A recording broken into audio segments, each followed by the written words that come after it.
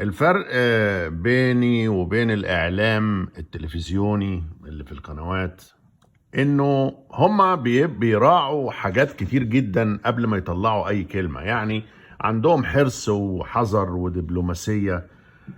يعني بعض الناس بيشوفوها إن هي يعني معرفش، يعني زيادة عن اللزوم يعني في الحذر وكده. بس هم مضطرين، لأنه أي حاجة أكتر من اللازم على طول الأهلي يزعل، على طول الزمالك يزعل، على طول الإسماعيلي يزعل، جمهور مش عارف إيه.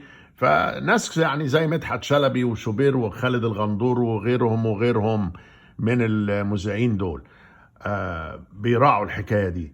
أنا بالنسبة لي عشان تبقوا فاهمين، أنا بتكلم كمشجع، فببقى أكتر حرية. بقول الحق، واللي يزعل عليه الحق.